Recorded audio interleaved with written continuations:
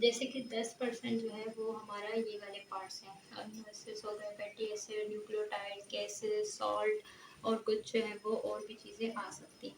अच्छा, इनको after that हमारे पास जो एक और चीज़ आती है, जैसे कि हमारे पास जो है वो लार्ज मॉलिक्यूल्स आते हैं। लार्ज मॉलिक्यूल्स में हमारे पास क्या आ सकता है, जैसे कि अमीनो एसिड है तो उसकी प्रोटीन भी आ सकती है, ठीक है, जो कोलोइडल फॉर्म में फॉर्म मतलब कि फाउंड होती है, तब मिल जाती है हमें साइटोप्लाज्म में।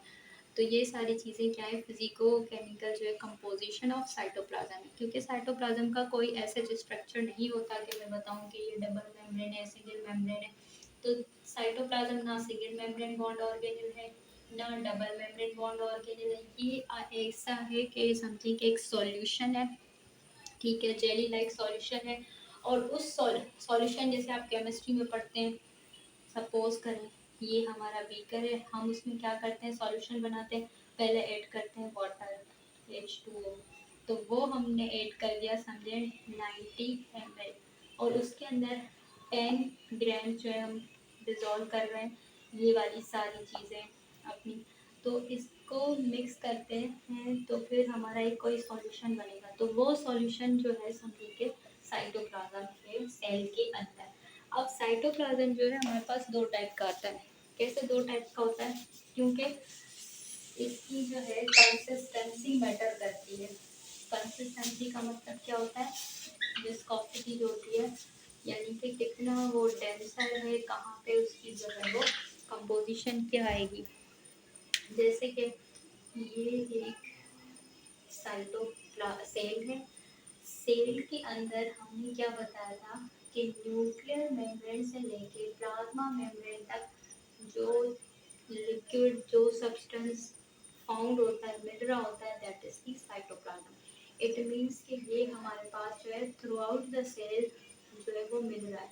अब इसमें ये है कि हमने ये भी बताया आपको कि वाटर और डिफरेंट जो है ऑर्गेनिक मॉलिक्यूल छोटे छोटे जो है हमारे, वो मिलके मिला के इसको जो है वो थोड़ा सा डेंस बनाते हैं और सॉल्यूशन बनाते हैं, जेल लाइक साइटोप्लाज्म बनता है, ठीक है।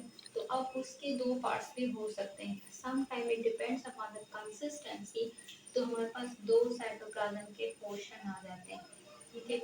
एक होता है लेस डेंसर, यानी कि उसमें जो है वो डेंसिटी कम होती है, विस्कोसिटी कम होती है, लेस विस्कोस होता है। डेंसर विस्कोस, जैसे कि आपको समझ में आए, विस्कस, विस्कस क्या होता है, विस्कोसिटी जैसे आपने पढ़ा होगा कि जैसे इथेनॉल पोलर सॉल्वेंट्स होते हैं उनकी विस्कोसिटी बहुत कम होती है। और फिर हनी जैसे आपके पास, उसकी विस्कोसिटी बहुत ज़्यादा होती है। हनी को अगर आप गिराना शुरू करें तो वो बहुत जो है वो लेट से गिरना यानी कि फॉल करना करेगा, और जबकि आप किसी अल्कोहल इथेनॉल को ऐसे जैसे पलटेंगे तो पूरा नीचे गिर जाएगा। विस्कोसिटी जो है रेजिस्ट करती है उसको। अब इसके अंदर क्या हो रहा है कि साइटोप्लाज्म जो है हमारा दो टाइप का होता है, एक होता है बहुत कम विस्कॉस, एक होता है ज़्यादा विस्कॉस। तो एक को हम कहते हैं साइटोसोल, ठीक है, एक को क्या कहते हैं, साइटोसोल। एक होता है साइटो जेल। अब जैसे कि जेल भी थोड़ी सी विस्कस होती है, तो जो साइटोसोल होगा वो लेस विस्कस होगा, और साइटोजेल जो है वो क्या होगा, ज़्यादा जो है अमाउंट में विस्कस होगा।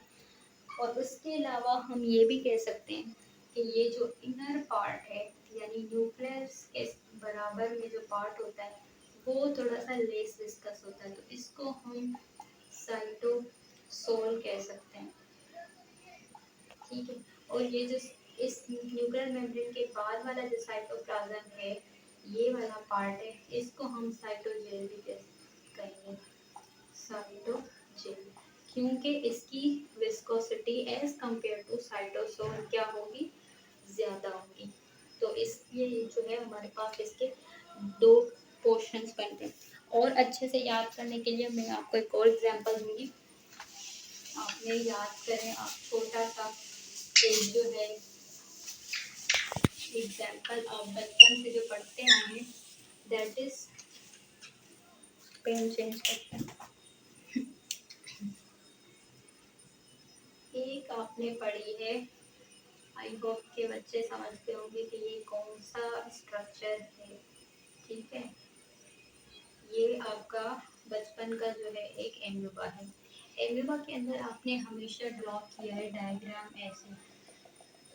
साइटोप्लाज्म जो है उसको आपने ऐसे किया होता है। ठीक है, और इसका नाम देते हैं आप एक्टोप्लाज्म। एक्टोप्लाज्म, ठीक है, काइंड ऑफ साइटोप्लाज्म। अच्छा, दूसरा जो पार्ट होता है उसमें क्या होता है कि उसके अंदर आप थोड़े से मोटे ग्रेन्यूल्स बनाते हो।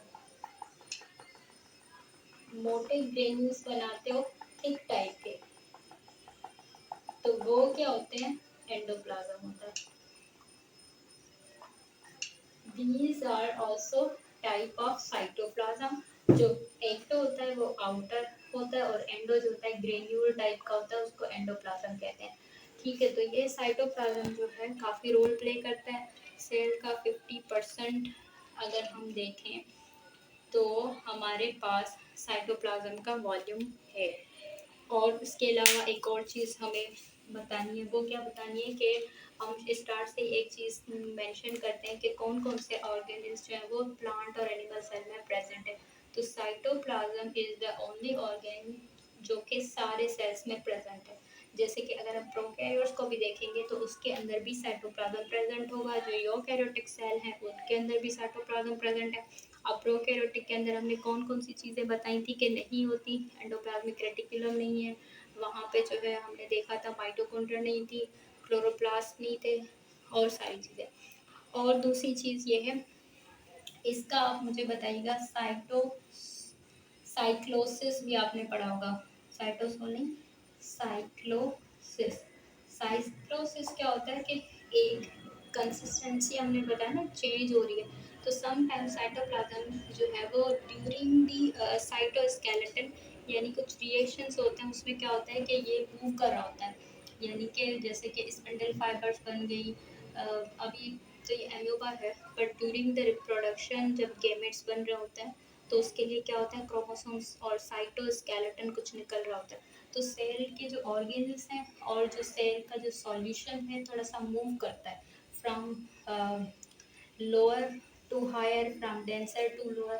ऐसे जो मूवमेंट होती है उसको हम साइक्लोसिस कहते हैं, यानी कि स्ट्रीमिंग मूवमेंट होती है साइटोप्लाज्म की, जिसमें जो डिफरेंट जो डेंसिटी वाले हमने साइटोप्लाज्म अभी देखे थे वो थोड़े से मूव कर रहे होते हैं। तो इस मूवमेंट को कहते हैं साइक्लोसिस, मूवमेंट ऑफ साइटोप्लाज्म होगा। ठीक है, और जो एम्यूबा है लाइक प्रोटोजोएन टाइप के जो एनिमल्स होते हैं जिनके अंदर मोस्टली हम साइटोप्लाज्म को डोनेट करते हैं एक्टोप्लाज्म और एंडोप्लाज्म में, तो आप एंडोप्लाज्मिक रेटिकुलम इसको कंसीडर नहीं करेंगे क्योंकि ये ग्रेन्यूल है, काइंड ऑफ साइटोप्लाज्म है। तो आप इस चीज़ को जो है वो ध्यान में रखें कि साइटोप्लाज्म की ही ये दो टाइप्स हैं, एक्टोप्लाज्म एंड एंडोप्लाज्म। और इसके अलावा दो टाइप कौन सी थी, साइटोसोल एंड साइटोजेन, ये भी साइटोप्लाज्म की ही टाइप है। और ये काम क्या करती हैं, फंक्शन क्या प्रोवाइड करती हैं, इसके लिए जो है मैं नेक्स्ट वीडियो में आपको जो है इन डिटेल बताऊंगी। That's all for today, thank you so much.